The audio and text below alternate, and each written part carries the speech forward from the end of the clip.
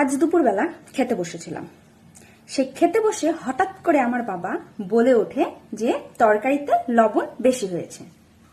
ব্যাস, এই কথাটা বলার অপেক্ষা মাত্র আমার মা তো সেই হিন্দি সিনেমার মতন, হিন্দি সিরিয়ালের মতন মনে হচ্ছে এক একটা যেরকম মাথার উপরে বাজ পড়ে ঠিক সেরকমটা একবারে শুরু হয়ে গেল। তারপরে তো একেবারে রাম রাবণের যুদ্ধ শুরু হয়ে গেল। তা ঠিক আছে, ভালো কথা, তোমাদের মধ্যে যুদ্ধ হচ্ছে, হোক, ভালো কথা, তোমরা যুদ্ধ করো, মারামারি করো, লড়াই করো, যা ইচ্ছে তাই করো, তা ঠিকই আছে। আমি তো মাঝখানে বসে কোনো কিছু কথা বলিনি, আমি তো চুপ করে বসে খাচ্ছিলাম। আমার লবণ বেশি হোক কম হোক তাতে তো আমি কিছু বলি না। তা তোমাদের কিসের অসুবিধা আমাকে নেই? সঙ্গে সঙ্গে তোমাদের যুদ্ধটা পয়েন্ট আউট করে আমার দিকে ঘুরে যায় কেন? তোমাদের যে রেল লাইনটা বা যে কোনো কিছু ঝগড়া যাই হোক না কেন, আমার দিকে ঘুরে যায় কেন?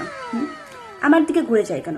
আমার মা বলে উঠলো, তোমার মেয়ে তো বুড়ি ঢেঙ্গড়ি হয়ে গেছে, এতদিন ধরে তো একটা কাজ করে না, এক বোতল জল ভরতে বলেছিলাম সেটাও ভরে না। তো কতদিন কালে একদিন আগে আমাকে জল ভরতে বলেছিল, সেই জল তো আমি কতদিন আগে কতবার ভরেছি? হ্যাঁ, একদিন না হয় ভরিনি, ভুল করে। সেই কথা বারবার, যতবারই যুদ্ধ লাগুক, যতবারই লড়াই লাগুক, যতবারই কিছু হোক না, মারামারি হোক না কেন, সেই কথাই বারবারই টেনে আনো।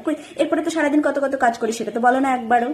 হ্যাঁ, তোমাদের যা করছো করো না কেন, যুদ্ধ করো, যা করছো করো, মারামারি করো, তোমাদের প্রতিদিনের এটা কাজ হয়।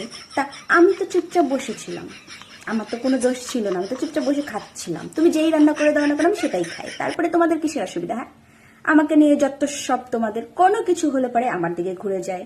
তোমার মেয়ে বুড়ি ডেংড়ি, তোমার মেয়ে এটা, তোমার মেয়ে কোনো কাজ করে না, তো আমি কি করব? তোমার মেয়ে কাজ করে না তাই আমাকে সংসারে সব কাজ করতে হয়, তাই তোমারও আবার সব ফরমাইশ শুনতে হয়, তরকারিতে লবণ কম হয়েছে বেশি হয়েছে, যত সব জীবনের জ্বালা। এই বলতে বলতে আমার মা তো পুরো কান্নাকাটি শুরু করে দিল। সামান্য লবণ বেশি হওয়া কথার থেকে এত কিছু হয়ে গেল, আর সেই ঝগড়াটা কোথায় ঘুরে গেল? আমার দিকে, আমার দিকে। আমি কিছু বুঝলামই না এর মানে যে কি হলো ব্যাপারটা, আর কি, আর আমি কি দোষ করলাম আর কি করে ফেললাম।